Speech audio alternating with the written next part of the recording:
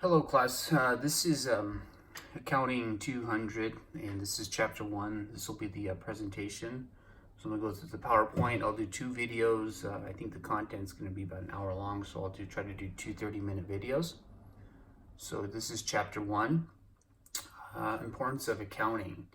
So identifying information, selecting transactions, recording it, and then communicating. The whole purpose of accounting is to prepare financial statements, and that middle recording section is to keep track of everything, to log all the transactions.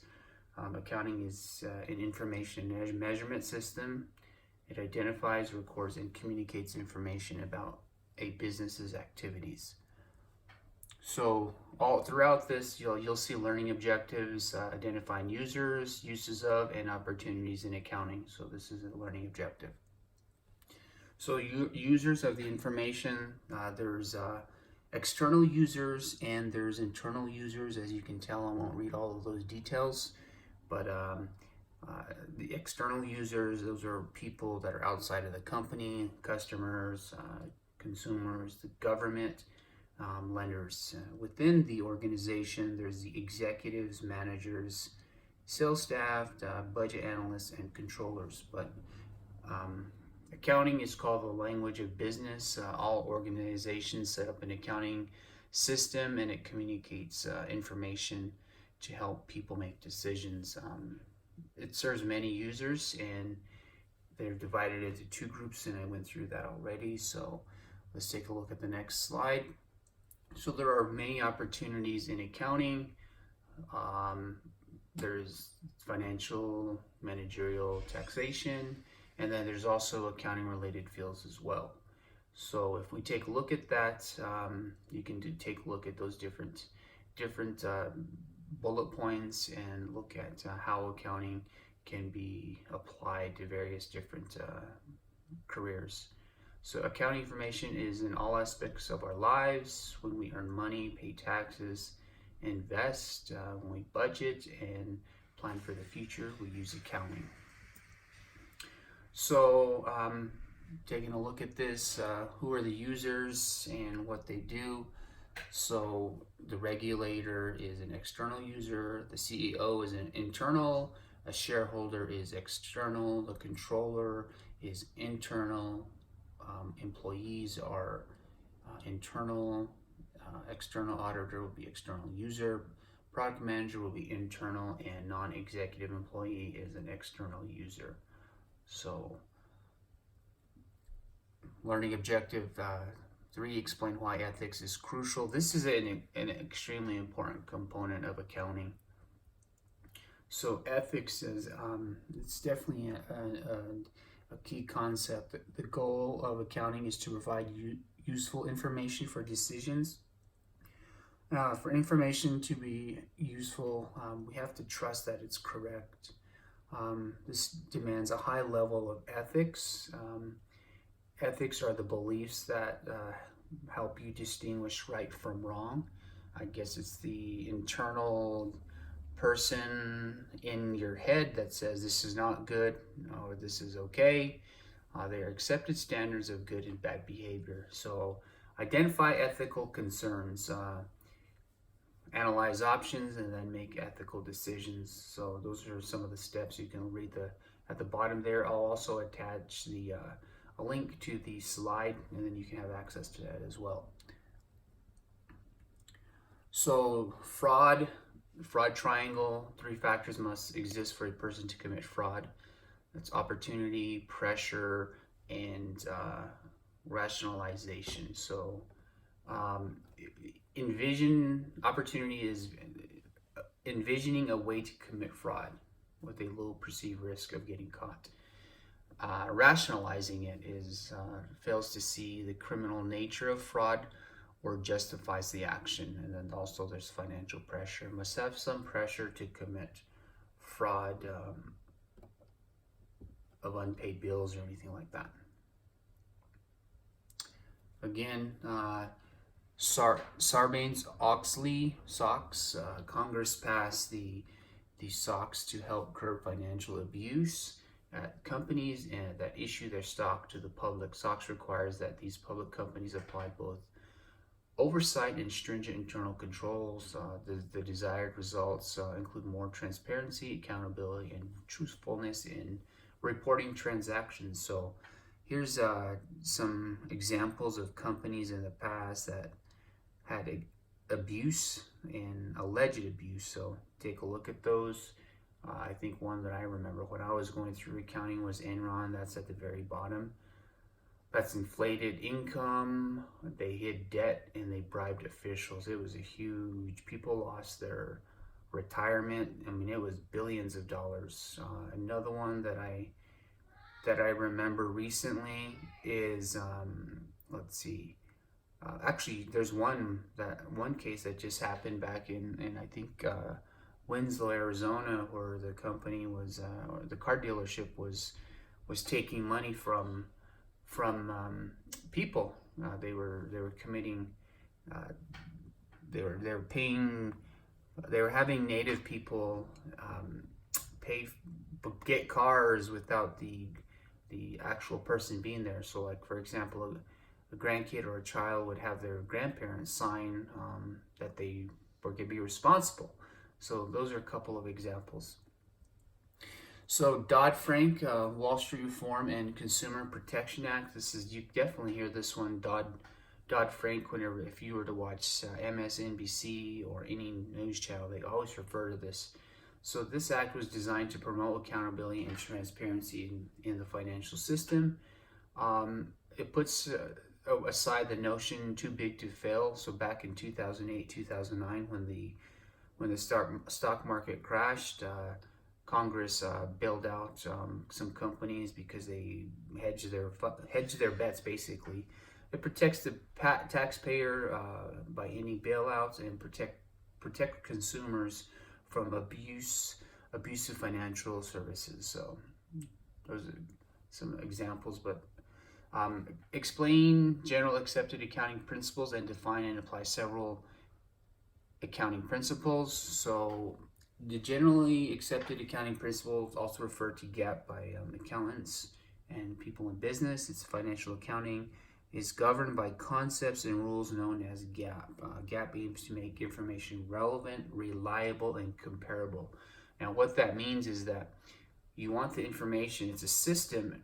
GAAP is our rules and regulations that allow for you to look at one company and compare it to another company, so that the information can be relevant and is obviously reliable, but then you can look at one company to the other and compare and look at, whenever you're making decisions to buy stock or whenever you're making decisions to see if you're doing well. So that's important. That's what GAAP does. GAAP makes information the same. It allows you to compare apples to apples. So there is also the International Standards Board. I won't go too much into that. This is for companies that are overseas or that are multinational organizations. There's the IASB and the IFRSR. So those are different governing bodies as well. I think the biggest one is at the bottom. The differences between US GAAP and IFRS is decreasing as the FASB and IASB pursue a convergence process aimed to achieve a single set of standards for global use. So they're trying to normalize that. Accounting principles, there's some things to take into account. There's the measurement principle of costs or cost principle. There's also revenue recognition principle, expense recognition principle, and then full disclosure principle. So those are some things to take into account as you study accounting, and we'll go through those as we proceed through the chapter. So accounting assumptions, the going concern, there's also monetary unit assumption, there's business entity assumption, and there's time period assumption. Okay, if you want to go into those, you can read those a little bit more in depth if you want, but those are definitely some assumptions that we'll look at. So looking at the actual corporations, types of business structures, there's the proprietorship, partnership, and corporation. And here's some of the benefits So one owner allowed, proprietor yes, partnership no, corporation yes. You can have one owner of a corporation. The business tax in a sole proprietorship? No, the owner is. In a partnership is no. In a corporation, yes. So in a corporation, the business is taxed and individuals are also taxed. So it's double taxed. Liability, limited liability. Proprietorship is no and partnership is no. They have full liability of the company. If anything goes wrong, they can be personally sued, and their house and their assets can be taken. In a corporation, there is limited liability. What that means is that the corporation actually protects the individuals, the shareholders, the owners from being sued. Is it a business entity? Yes. Partnership is yes, and a corporation, yes. All three are entities. In fact, a lot of the tax I do is for proprietorships, sole proprietorships. Is it a legal entity for proprietorship? No. Partnership? No. A corporation? Yes. You need articles of incorporation for a corporation. And down at the very bottom, a sole proprietorship, there's not unlimited life. When the owner dies, the business dies. Same with a partnership. If one of the owners, a partnership can be two or more, but if any one of the partners die or they want to retire, then the partnership has to be dissolved. As far as a corporation, corporations have unlimited life, because when the articles of incorporation, when you create them, a corporation is like a person, and it lives forever, just as long as it does not go bankrupt or they decide to dissolve the business. Accounting constraints. So there's two types of constraints. There's materiality, and there's also cost benefits. So I won't read those in detail, but those are two constraints that are important to note. So here's a little quick check. Identify the following terms, phrases as either an accounting principle or assumption. Measurement principle, also called cost principle, and revenue recognition, expense recognition, full disclosure. So those are the some quick checks to that. Let's see, assumptions, materiality, benefits exceeds costs. So let's see. Identify the following phrases as either accounting principle. Okay, so then materiality is a constraint, measurement is a principle, business entity is an assumption, going concern is an assumption. Let's see, expense recognition, that's a principle, time period is going to be assumption, full disclosure principle, and revenue recognition is a principle. So, okay, so this is another check. Is a business tax in a partnership? No. Is a corporation tax or a partnership, is it limited liability? No. Is it a legal entity? No. Unlimited life? No. Corporation, is it taxed? Yes. Is it limited liability? Yes. Is it a legal entity? Yes. Is it unlimited life? Yes. So those are some huge differences between a partnership and a corporation. So next learning objective is define and interpret the accounting equation and each of its components. So we're getting a little bit into the equation. This is important to remember. It's the accounting equation. Always remember it balances. So with that equal sign, that means it has to balance. So assets assets equals liability plus owner's equity. That is an important part of accounting, and that's how you tell if you balance. In fact, whenever I'm on the board at Nappy Dock, and it's up on the hill, and that's what we look at. We have a balance sheet, and it has the assets, and they have to equal the liabilities plus equity. So if you expand the equation there, it says assets equals liabilities plus owner capital minus owner withdrawals, plus revenues minus expenses. So that's equity on the right. So there's a little, I guess, lines that cover what equity is. But whenever you look at your revenues minus expenses, that's your net income down at the bottom there. So that's net income. So that's, pretty basic, and we'll get into that a little bit more. So let's take a look at this. This is use the accounting equation to compute the missing financial amounts. So again, assets plus $30 has to equal, that's blank, so I think that's going to be 120 right here. So 120. So this has to balance. So 300 plus 100, that'll be 400. Let's see. Again, we got that, so that's 400. And then, okay, so oops, I messed up. So 60 revenue, $60 minus 40 will be 20 owner withdrawal. So then the next one will be, let me take a step back. So how we got that was we got our $100 minus 40, and then we got 60, and that's how we got that. And then this next one will be 10, 120 minus 90, and then we got 10 there. Okay, so let's see. This is just a quick check of how this looks. Analyze business transactions using the accounting principle. Okay, transaction one, the accounts involved are, that's one thing, identifying it. So if you have cash, you have to identify that as an asset. Two, C. Taylor capital equity. So whenever you have capital, that's in your equities account. So Chaz Taylor invests $30,000 cash to start a company. So when that happens, cash goes up and equity goes up. Okay, don't forget, if you do one thing on one side, you have to do it on the other side. Okay, so what that looks like is our cash went up right here, so then our equity went up. So 30,000 at the bottom equals 30,000. Okay, so remember, it always has to balance. Assets has to equal liabilities plus owner's equity. So he invests 30,000 to start the business. Fast forward. Okay. Oh, went too far. Okay. So then at the bottom, we still balance. It always has to balance.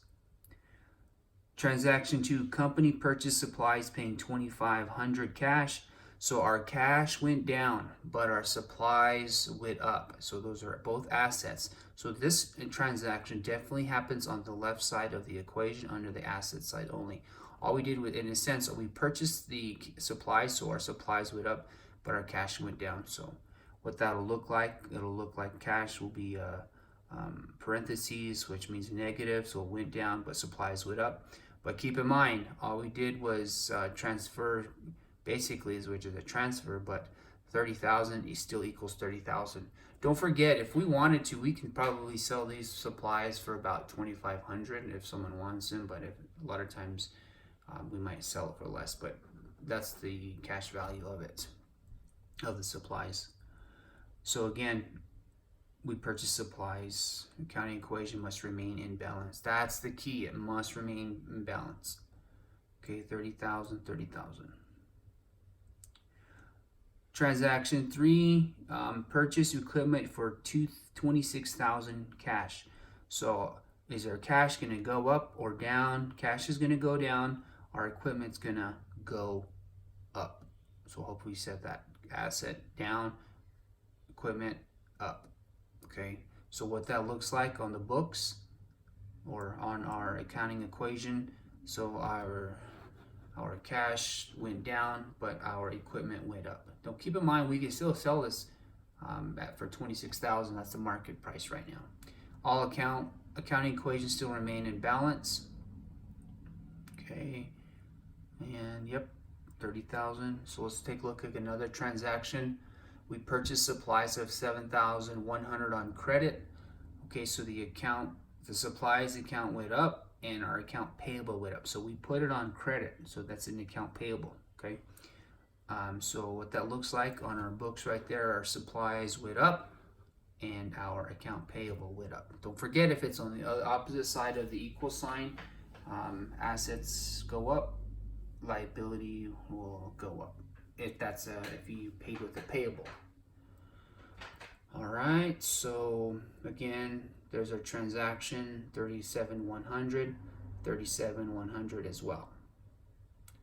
So don't forget, because we borrowed that money, so actually, remember we initially started with 30,000. Well, we owe someone, but on our books it still as an asset. Okay. Account equation still remains in balance.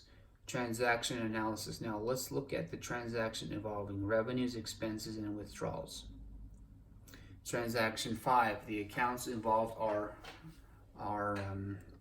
so providing consulting services to a customer and received 4,200 cash right away. So basically, we did consulting work for someone. They paid us cash, and our revenue also went up. So on the accounting equation, cash went up 4,200. Our revenue went up 4,200. But notice we are still in balance, 41,300, 41,300. Okay, transaction 6 and 7. The accounts involved are so we paid rent of 1,000 and salaries of 700 to employees. So our cash went down. Our rent expense went up, our salary expense went up, but notice equity went down, and I'll show you what that means here in a bit. In a sense, it went down, but whenever we look at the accounting equation, that's when it'll make sense.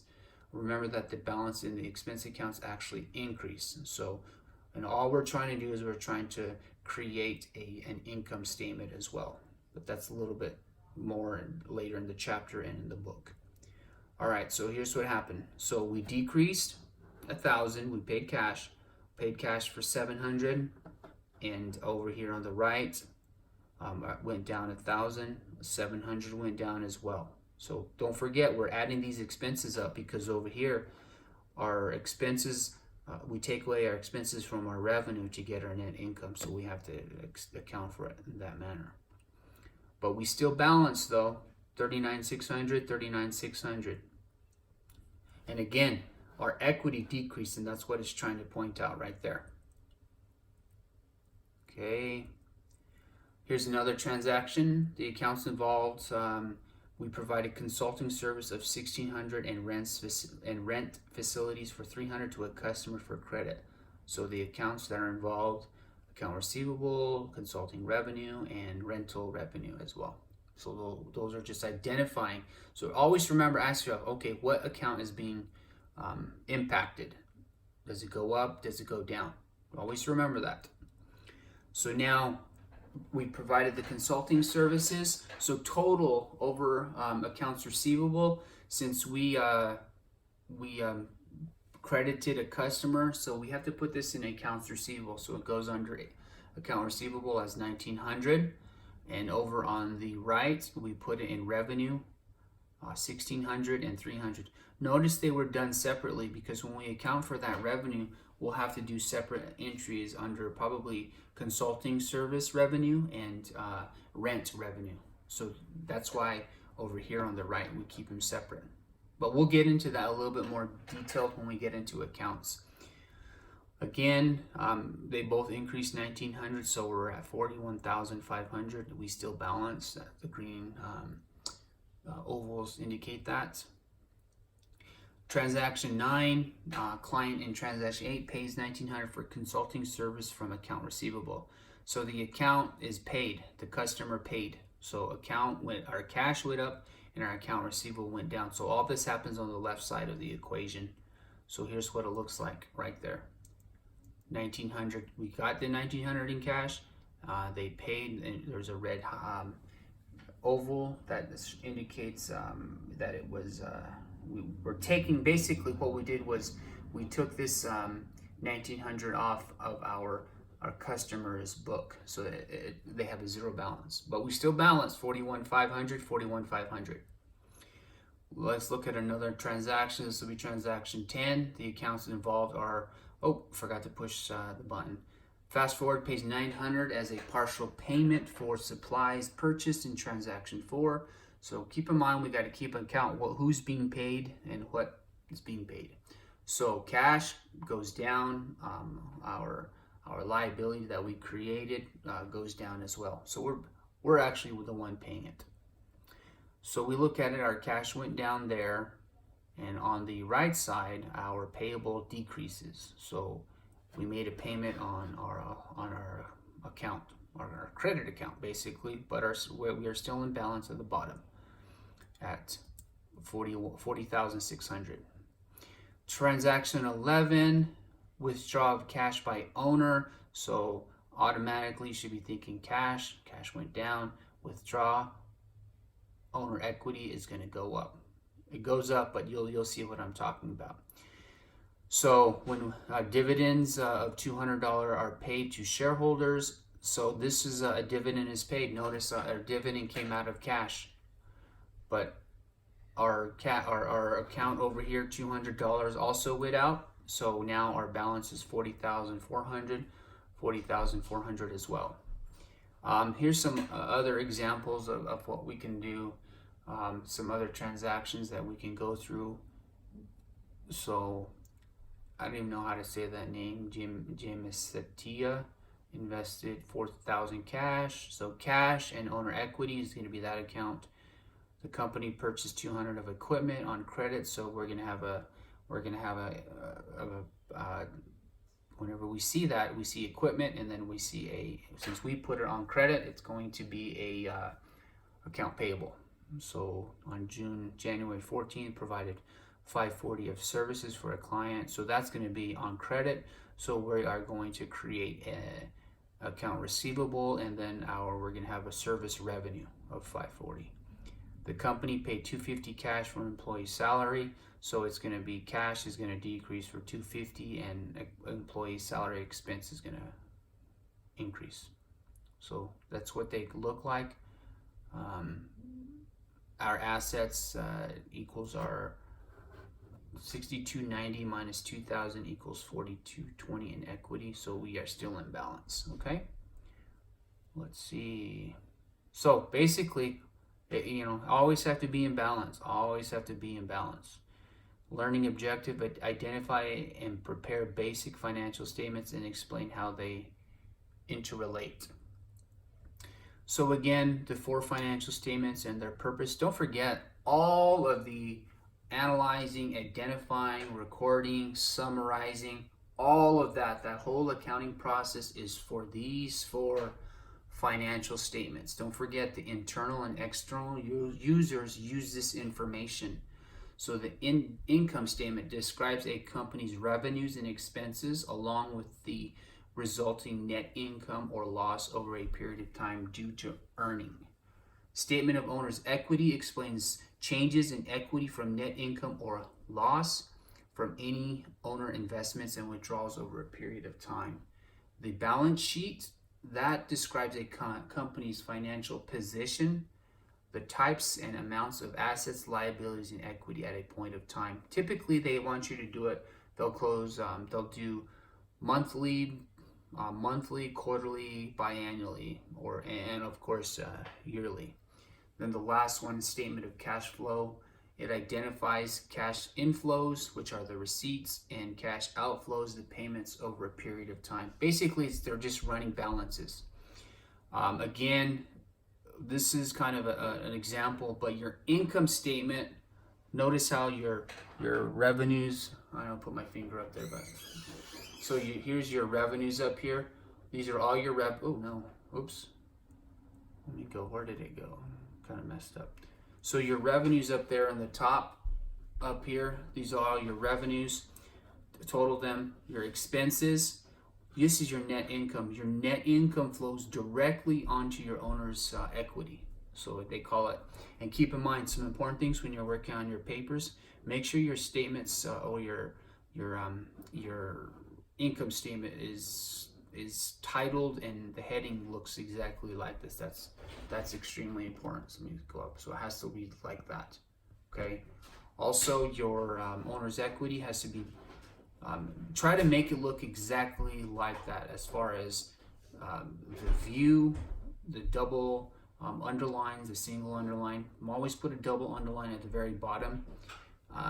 Also a dollar sign at the top a $sign at the top of the new column, and a $sign at the very bottom. And then down here is your balance sheet. Notice how your owner equity, there's a red line. Whoa, oops. So this red line right here, that indicates that closes out your owner's equity account, closes out down into your balance sheet.